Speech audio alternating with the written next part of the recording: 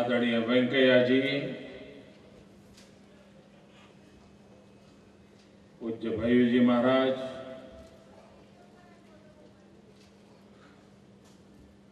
सभी संप्रदाय के पूजनीय धर्मगुरु, मंच पर विराजमान सभी महानुभाव,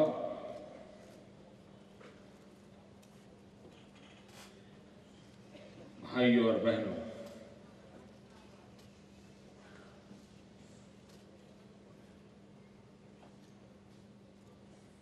मैंने एक पत्र लिखा था कुछ दिन पहले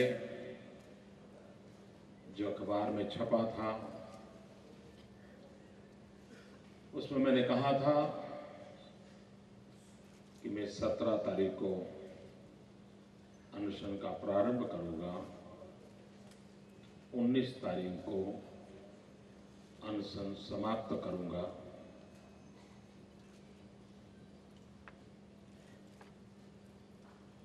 ये सद्भावना मिशन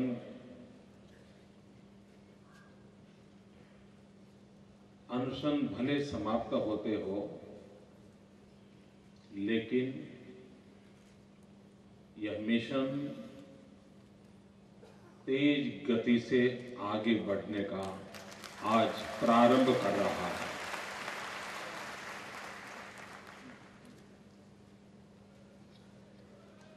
पूर्णता की ओर जाने का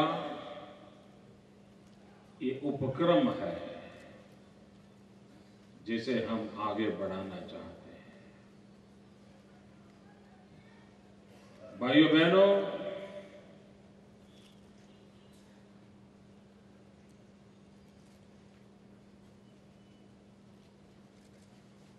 किसी ने कल्पना नहीं होगी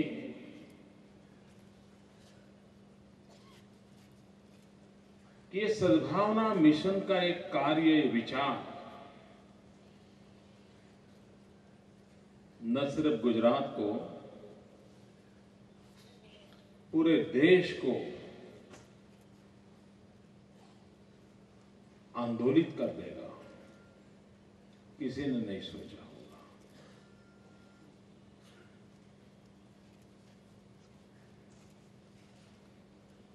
क्या कारण है?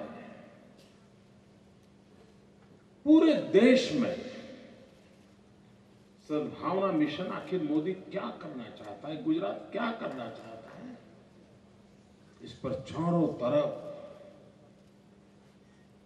एक जिज्ञासा,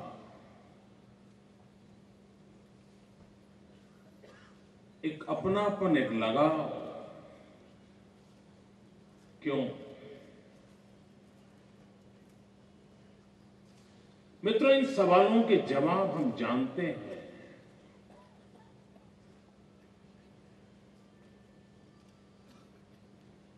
कुछ दिन पहले अन्ना हजारे जी के भ्रष्टाचार के खिलाफ के आंदोलन को मिला बल।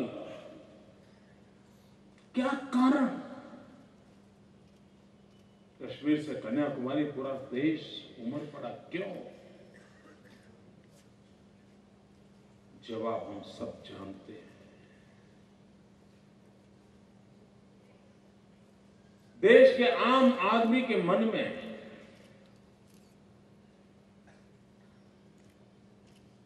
जो कुछ भी हो रहा है उससे वो परेशान है।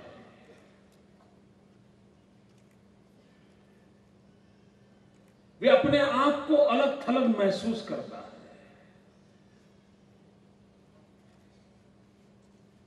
पीड़ा सबके भीतर पड़ी है, पर प्रकटीकरण का अवसर नहीं मिलता है, कोई आसरा नहीं मिलता है।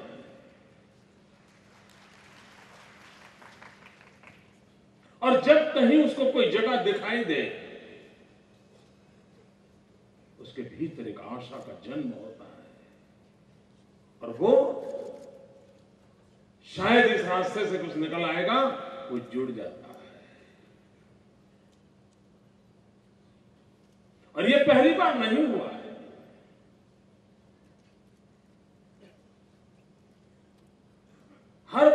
में हिंदुस्तान में कभी न कभी ऐसे अवसर आए हैं। जनता जनार्दन मौका देखते ही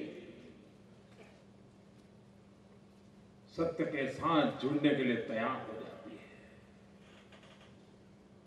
मैं उन सारे अवसरों की गिनती कराने नहीं जा रहा हूं,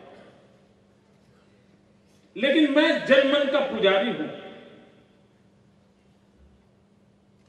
हमने अपनी जिंदगी खपाई है, जनता के श्री चरणों में अपने आप को खपा दिया। हमने घर इसलिए नहीं छोड़ा था कि कहीं सिंहासन पर बैठने के कोई सपने थे। लड़कपन में घर छोड़ा था।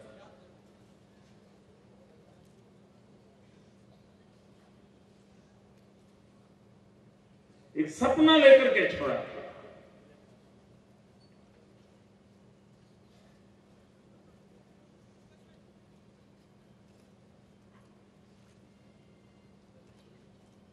किसी दुखियारे के काम आता।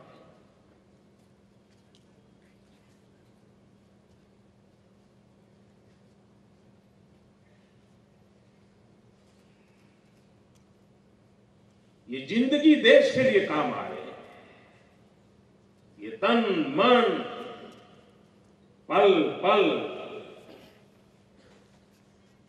अपने लिए नहीं, औरों के लिए हो।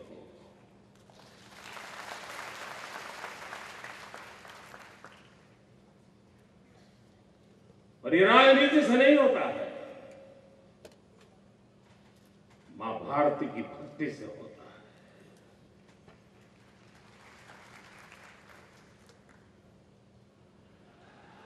दुखियारों के दर्द को जब देखते हैं तब होता है, तब पीड़ा होती है। और इसलिए भाइयों बहनों,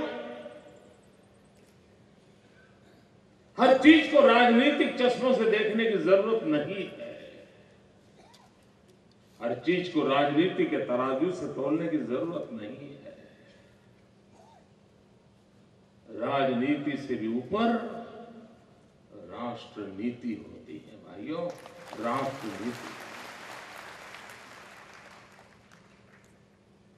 ये अनशन, ये सद्भाव मिशन, उसकी प्रेरणा राष्ट्र नीति है, राजनीति नहीं है।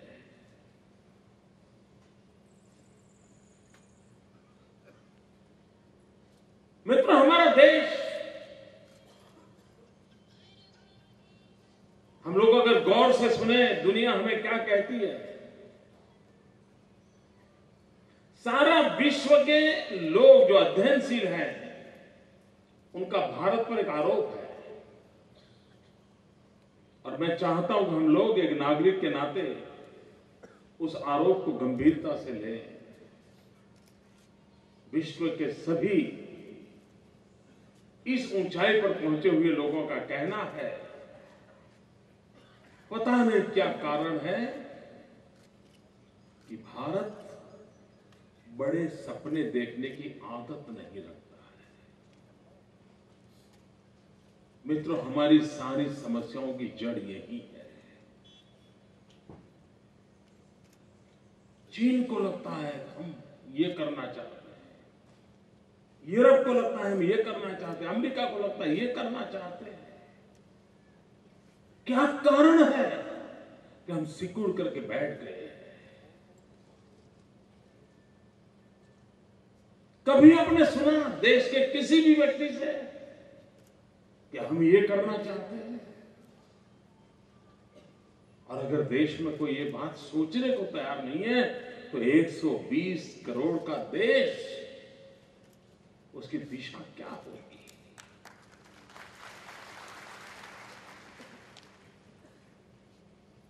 सपने ही नहीं है तो संकल्प की संभावना कहां से आएगी? और अगर संकल्प नहीं है तो जीवन को जोड़ने की इच्छा तक नहीं होगी। मित्रों, देश के लिए जरूरी है सपनों को संजोना, देश के लिए जरूरी है। संकल्प के साथ अपने आप को खपाने की इच्छा, ये माहौल बनाने की देश के लिए आवश्यकता है। मैं गुजरात के अनुभव से कह सकता हूं मित्रों, हम भी रूटीन में सरकार चला सकते थे, और उन्होंने भी सड़कें बनाई, हम भी बना लेते, और उन्होंने भी अस्पताल बनाए, उन्होंने 10 बनाए होते 2 हम और जोड़ देते।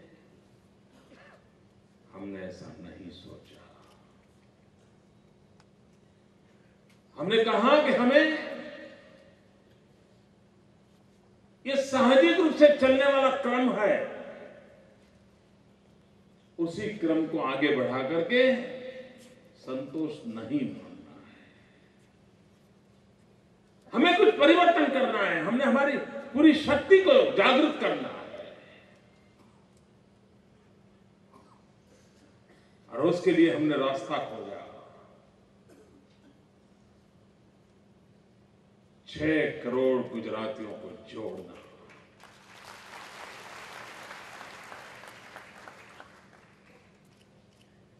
जब से मैंने कार्यभार संभाला है, मेरे मुंह से एक ही मंत्र निकला है, और मैं शब्द प्रयोग नहीं कहता हूं, ये मंत्र कहता हूं। मेरे लिए 5 करोड़ गुजराती बोलना ये संख्या नहीं है, शब्द नहीं है, ये मंत्र है। मेरे लिए 6 करोड़ गुजराती बोलना ये शब्द नहीं है, ये मेरा पूरा भाव विश्व है। और मैं उसी के साथ, उसी शक्ति के भरोसे गुजरात को आगे बढ़ाने के सपने देखता हूं। हमने सपने अकेले ने नहीं देखे, हमने 6 करोड़ सपनों को जांचने की कोशिश की, परखने की कोशिश की, और उन 6 करोड़ सपनों को जोड़ करके नई दुनिया बसाने का निर्णय किया। हर नागरिक की आंखों में एक सपना है, वो सपना आपका है, वही सपना मेरा है। और इसलिए हमने विकास की जो अवधारणा बनाई, उसी आधार पर बनाई। मैं एक कटु घटना आज आपको सुनाना चाहता हूं। कुछ वर्ष पहले भारत सरकार ने कमीशन बनाया था हिंदुस्तान के माइनॉरिटी की आर्थिक सामाजिक स्थितियों का अध्ययन करने के लिए justice Sachar committee. Justice Sachar और उनकी पूरी कमेटी गुजरात आई थी। उन्होंने अध्ययन किया, सभी विभागों का अध्ययन किया, जानकारियां प्राप्त की।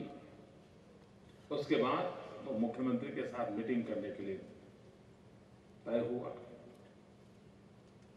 जस्टिस सच्चर साहब और उनकी पूरी टीम, मेरे साथ मीटिंग हुई। उन्होंने मुझे एक सवाल पूछा। उन्होंने कहा, मोदी जी, आपके राज्य में आप माइनॉरिटी के लिए क्या करते हैं? भाइयों बहनों, मैं जवाब देता हूं आपको जो जवाब मैंने उनको दिया था। मैंने उनसे कहा, मेरी सरकार माइनॉरिटी के लिए कुछ भी नहीं करती है। वो चौंक गए। ऐसा बेबाक रूप में कोई बोल सकता है? मैंने साफ साफ कहा, मेरी सरकार माइनॉरिटी के लिए कुछ नहीं करती। फिर मैंने आगे कहा, जरा और एक वाक्य लिख लीजिए, मेरी सरकार मेजॉरिटी के लिए भी कुछ नहीं करती है। मेरी सरकार 6 करोड़ गुजरातियों के लिए काम करती हैं। सबका भला हो, सबका विकास हो, इसी मंत्र को लेकर के काम करती हैं। मैं ये भेद, ये अलगाव, हर चीज को माइनॉरिटी मेजॉरिटी के तराजू पर तोलना, आए दिन वोट बैंक की राजनीति करना, ये रास्ता मुझे मंजूर नहीं है।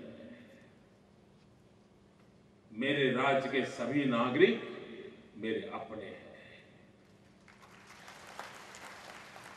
उन सबका दुख हमारा दुख है, उन सबका आनंद हमारा आनंद है, उन सबके सपने हमारे सपने हैं।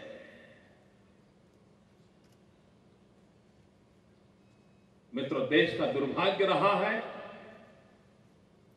60 साल का एक क्रम रहा है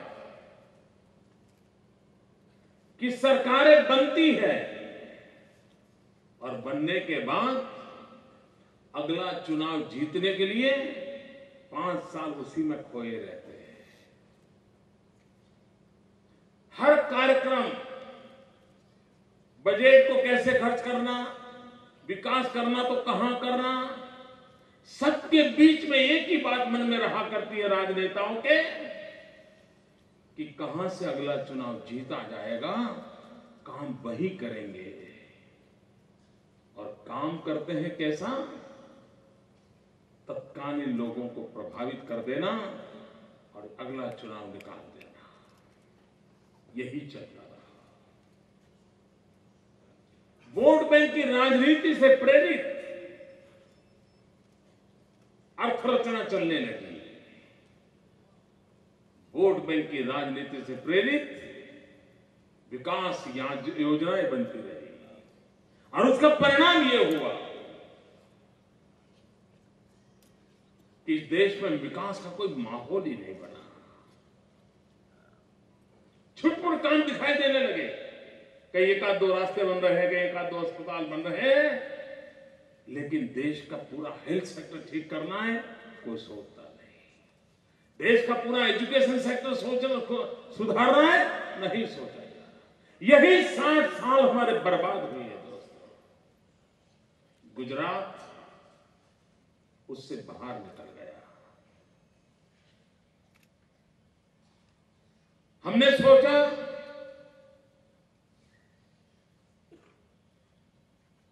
हम चुनाव जीतने के लिए सरकार नहीं चलाएंगे। मैं तो इसके लिए बहुत बड़ी ताकत लगती है और मैं फकीरी वाला इंसान हूं, मुझे कोई परवाह नहीं थी।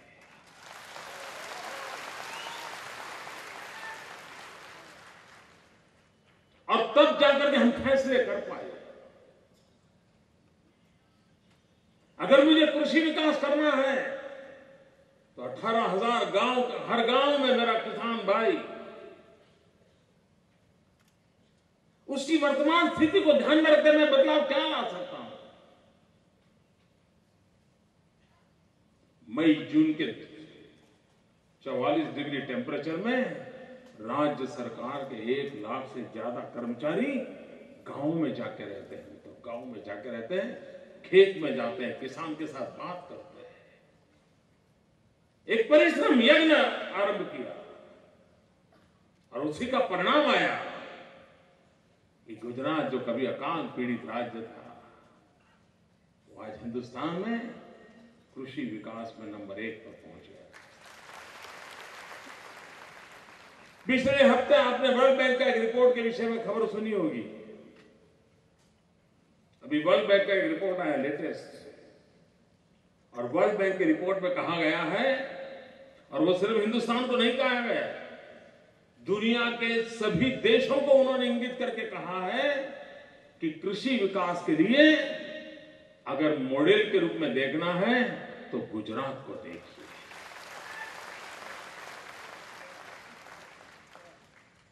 अगर हम सिर्फ राजनीतिक तौर तरीकों से सोचते रहते तो स्थितियां नहीं बदलती मित्रों।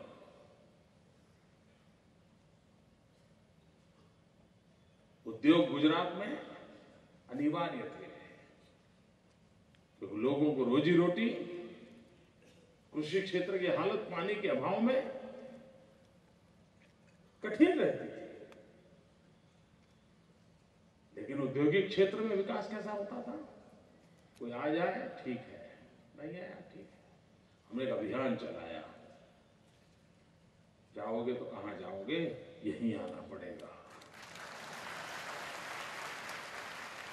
हम ऐसा माहौल क्रिएट करेंगे कि आप आए बिना नहीं रह सकते। हम आने के लिए मजबूर करेंगे। हम नीतियां पारदर्शी बनाएंगे। हम वर्क कल्चर ऐसा लाएंगे। हम मूलभूत चीजों को बदलेंगे।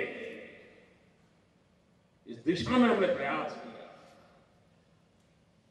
और उसमें एक महत्वपूर्ण बात हमने जो जोड़ी है, जो हिंदुस्तान की किसी भी सरकार से अलग है। लोगों को पता नहीं चल रहा है कि आखिर ऐसा क्या है कि गुजरात इस एक दशक में इतना तेजी से आगे बढ़ रहा है। उसमें कोई बहुत बड़ा आसमान से तारे लाने वाला कोई विज्ञान नहीं है। छोटी सी समझ की बात है और वो हमारी समझ है, अगर विकास करना है तो सरकारों से नहीं होगा, जनता जनार्दन को जोड़ दो, अपने आप सब बढ़ जाए। और हमने कोई काम ऐसा नहीं किया जो जनता एक तरफ चलती हो, सरकार एक तरफ चलती, नहीं। जो भी करेंगे जनता की मदद से करेंगे और उसके कारण जनता की शक्ति जुड़ गई। जन भागीदारी का उत्तम नमूना यही गुजरात की ये तेज गति से प्रगति है, उसकी मूल ताकत है। देश युवा है हम कहते हैं, लेकिन युवा देश के काम आ रहा है क्या? वो देश के लिए काम आए ऐसी कोई रचना हम कर पाए हैं क्या? खोजे जवाब।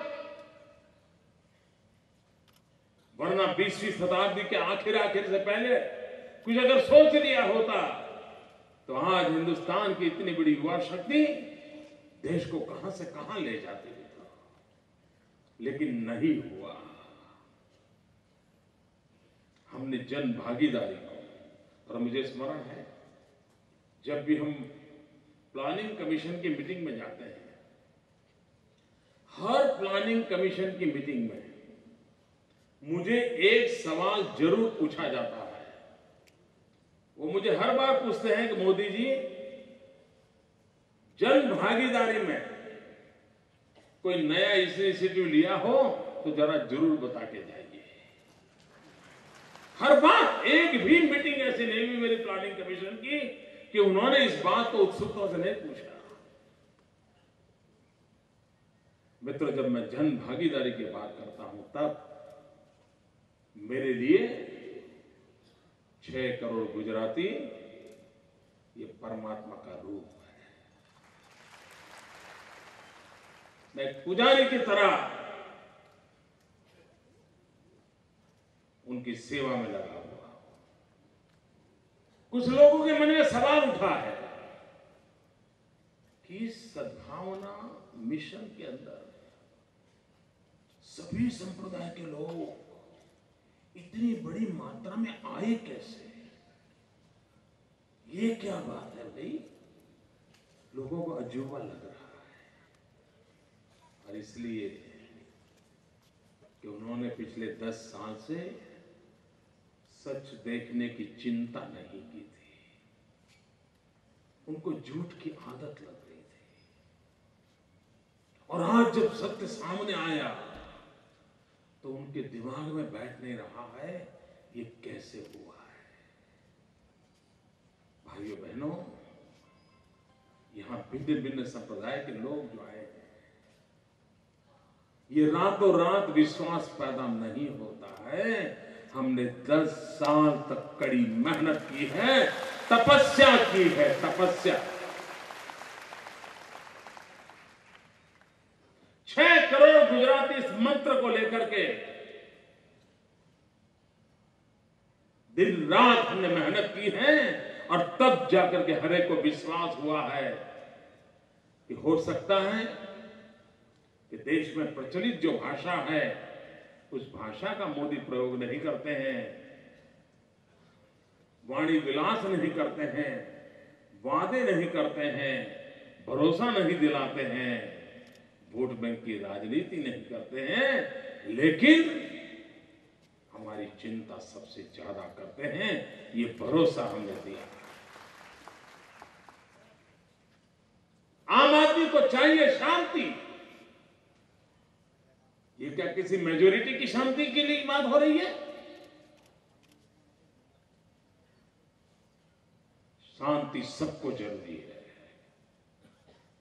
और उसमें गरीब को ज्यादा जरूरी है। अशांति होती है उसकी तो रोजी रोटी खत्म हो जाती है, बच्चे भूखे मरते हैं। वो दिन उनको देखने को मिले हैं। सुख चैन की जिंदगी पिछले कई वर्षों से आज गुजरात का हर व्यक्ति गुजार रहा है। उसमें से भरोसा पैदा हुआ है। राज्य का मुख्यमंत्री परिवारों में जाकर के दरवाजा ठोक ठोक करके अगर कहता है कि आपकी बेटी को पढ़ाओ, तो देखता नहीं है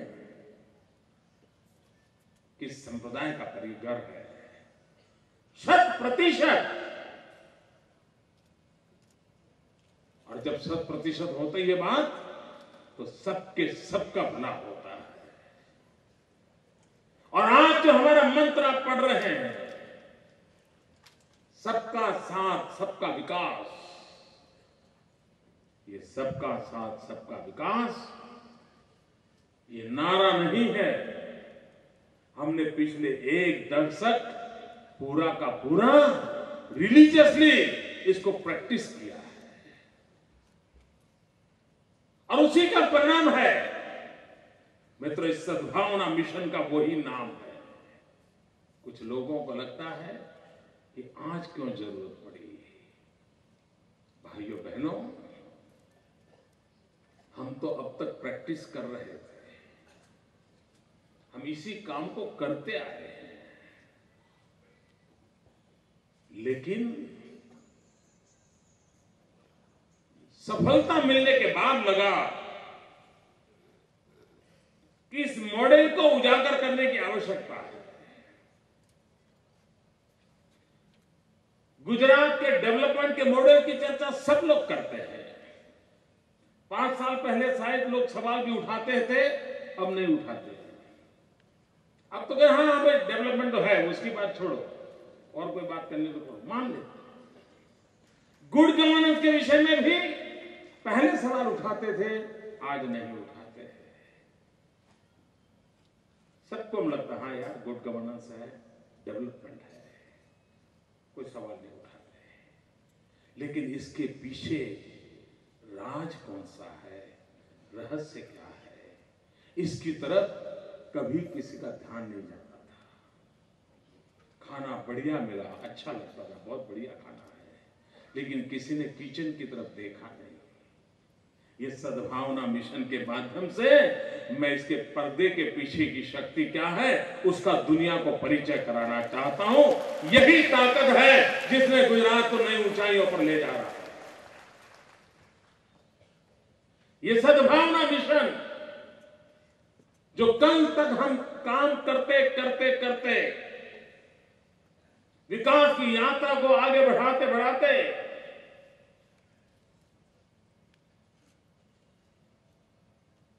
हर दुखियारे के दुख को दूर करने की कोशिश करते करते सबको साथ जोड़ जोड़ करके चलते चलते जो अचीव किया है, मैं आज नम्रता पूर्वक 3 दिन के अनशन के बाद मन की पूरी पवित्रता के साथ देश के विकास में रुचि रखने वाले सब लोगों को निमंत्रण देता हूं कि हमने 10 साल ये जो प्रैक्टिस किया है, सबका साथ सबका सबको जोड़ करके चलने से कैसे परिणाम आते हैं, हमने करके दिखाया है। जैसे सुषमा जी कह रही थी, जो हमारे विरोधी दल के लोग वो तारीफ कर रहे हैं और उदाहरण के रूप में मुसलमान का नाम देकर के कह रहे हैं। ये सहज प्रक्रिया है सबका भला। मैं आग्रह करता हूं देश और दुनिया गुजरात को देखने के लिए ये हमारे सद्भाव मिशन के नजरिए को भी देखे।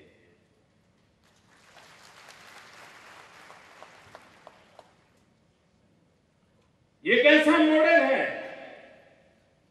जिसमें जनशक्ति और विकास की यात्रा को जोड़ करके चलना है।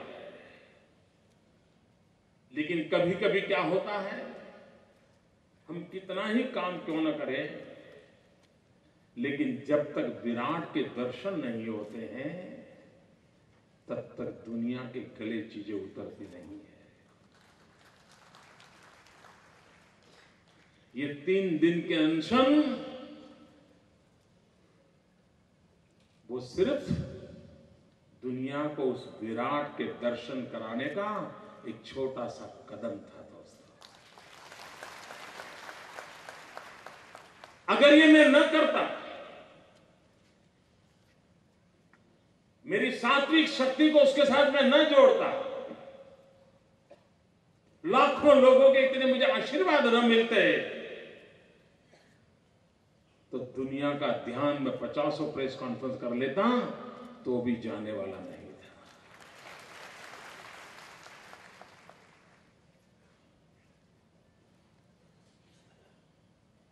मित्र, एक्शन बोलता है और मैं एक्शन में विश्वास करता हूं।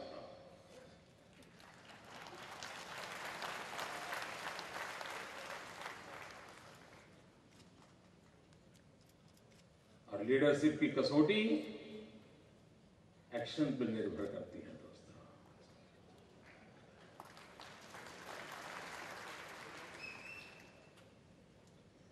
और आज हमने दुनिया को दिखाया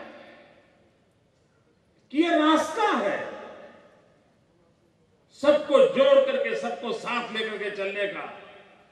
जब तक हम वोट बैंक की राजनीति से ऊपर उठ करके विकास की राजनीति को नहीं अपनाते, भारत नए सपने नहीं देख पाएगा।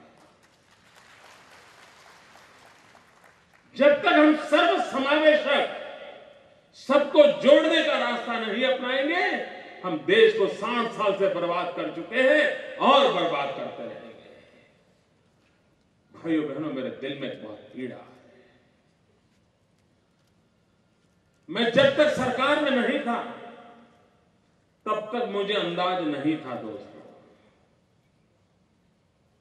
तब तक मैं भी औरों की तरह सोचता था, क्या करोगे यार, अपना देश तो ऐसा ही है, छोड़ो यार, कुछ होने वाला नहीं है। मैं भी उसी प्रभाव क्षेत्र में पला बड़ा था। लेकिन 10 साल के मेरे शासन के बाद मैं अनुभव से कह सकता हूं, यही सरकारें, यही मुलाजिम, यही फाइलें, यही कार्यशैली, उसके बावजूद भी अगर जनता जनार्दन को जोड़ दें तो विकास की नई ऊंचाइयों को पार किया जा सकता है। और गुजरात ने करके दिखाया।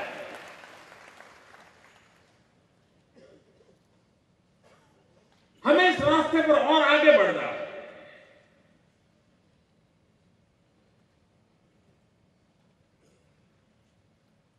इन दिनों एक शब्द प्रयोग होता है, गेम चेंजर, बड़ा व्यापक रूप से चल रहा है।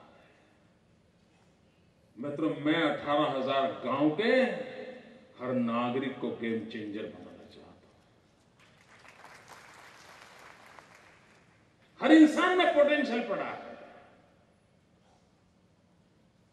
और ये मेरा सारा सपना है जो सद्भाव मिशन को मैंने शुरू किया है, जो पिछले 10 साल के अनुभव से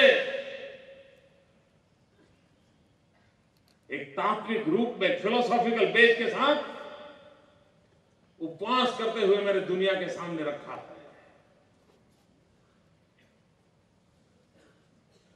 ये सद्भावना मिशन, जैसे मैंने प्रारंभ में कहा, ये आगे बढ़ने वाला है। और इसलिए मैं आज जिम्मेवारी के साथ एक और घोषणा करना चाहता हूं। जैसे मैंने अभी ये 3 दिन के अनशन किए, मैं सभी जिलों में जाऊंगा। हर जिले में एक एक दिन बैठूंगा।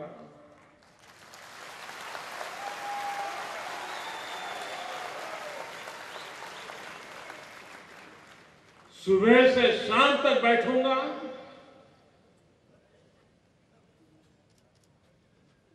जनता जनार्दन के बीच में बैठूंगा। और जैसे ये 3 दिन मैंने देखा है, हर जिले में उस भाव को और शक्तिशाली बनाऊंगा।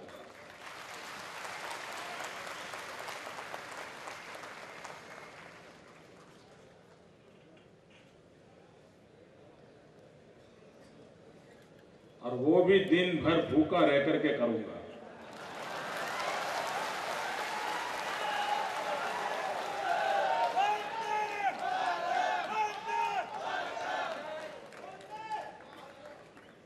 क्योंकि मैंने इसके सुफल देखे हैं।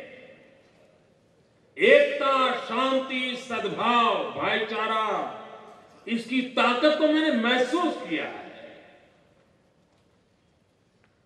उसे और अधिक ताकत बनाना, ताकतवर बनाना, ये मेरा सपना है।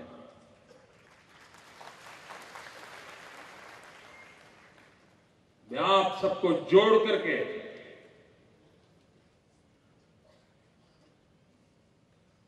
सभी जिलों में जाकर के इस भाव को और अधिक प्रबल करना चाहता हूं। जैसे जैसे कार्यक्रम बनाता जाऊंगा, आप सबको जानकारी देता जाऊंगा।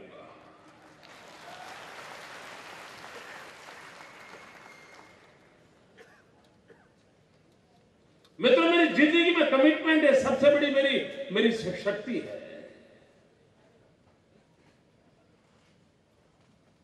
और उसी को आगे बढ़ाते हुए हम नई नई स्थितियों को पार करना चाहते हैं। मित्रों, कई लोगों को लगता है यार गुजरात में बहुत कुछ हो गया। मित्रों, मैं इन चीजों से संतुष्ट नहीं होता। मुझे और भी आगे गुजरात को ले जाना है और नई ऊंचाइयों पर ले जाना है और नए सपने संजोने हैं और नई शक्ति जुटानी है। और उसी के भरोसे आगे बढ़ना है। मित्र, हिंदुस्तान में जो निराशा का माहौल है, उसको गुजरात ने बदला है। हिंदुस्तान में जो हवा बन गई है, ये तो हो ही नहीं सकता। गुजरात ने करके दिखाया है।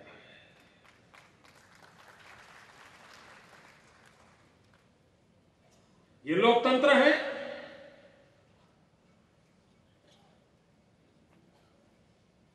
हर एक के अपने व्यूज होते हैं, हर एक की अपनी अभिव्यक्ति होती है।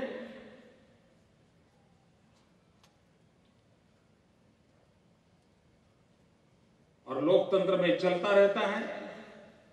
लेकिन हमने हमारे लक्ष्य को कभी भी ओझल नहीं होने देना है। हमें अपने लक्ष्य को हमेशा हमेशा के लिए नजर सामने रख के गुजरात को और आगे बढ़ाना है। और मैंने जैसे प्रारंभ में कहा था, हम जो कुछ भी कर रहे हैं, हमारा मंत्र रहा है भारत के विकास के लिए गुजरात का विकास। अगर हमारे यहां उद्योग विकसित होते हैं तो देश के अनेक राज्यों के नौजवानों को रोजी रोटी मिलती है। भले उद्योग हमारे यहां विकसित होते हो, रोजगार सबको देने की कोशिश करते हैं। अगर हमारे यहां फसल पैदा होती है, अगर कॉटन मेरा किसान यहां पैदा करता है तो कोयंबटूर में जाकर के प्रोसेस होता है, वहां के लोगों को रोजी रोटी देता है। हिंदुस्तान की भलाई के लिए राज्यों की भलाई, राज्यों का विकास ये उतना ही जरूरी है। भारत मां की सेवा करने के लिए हमने गुजरात को विकास करके मां भारती के चरणों में सुख समृद्धि लाने के लिए एक पवित्र और प्रामाणिक कार्य उठाया है। मुझे जनता जनार्दन के आशीर्वाद चाहिए, मुझे संतों महंतों आचार्यों का आशीर्वाद चाहिए। ये सद्भावना मिशन हम आगे बढ़ाएं और जैसे मैंने घोषणा की है, मैं इसको हर जिले में ले जाने वाला हूं, खुद जाने वाला हूं। इस बात को और गहरी ले जानी है मुझे, और मैं विश्व के विकास की दुनिया की चर्चा करने वालों को कहना चाहता हूं, आइए डेवलपमेंट के मॉडल गुड गवर्नेंस से ऊपर जनशक्ति को हमने जिस प्रकार से जोड़ा है उसका अध्ययन करिए। एक शक्ति बनकर के गुजरात कैसे काम कर रहा है उसे देखिए। आइए सकारात्मक विचारों को लेकर के आगे बढ़ना है भाइयों। नकारात्मकता में अपना समय बर्बाद करने की हमें जरूरत नहीं है। हमें आने वाले कल की ओर देखना है और उसी ओर आगे बढ़ना है। मैं मेरी पार्टी के सभी वरिष्ठ लोगों का आभारी हूं। मित्रों, हमने सोचा भी नहीं था कि देश भर से इतनी बड़ी मात्रा में लोग यहां आएंगे, सोचा तक नहीं था। पूरा देश जुड़ रहा है,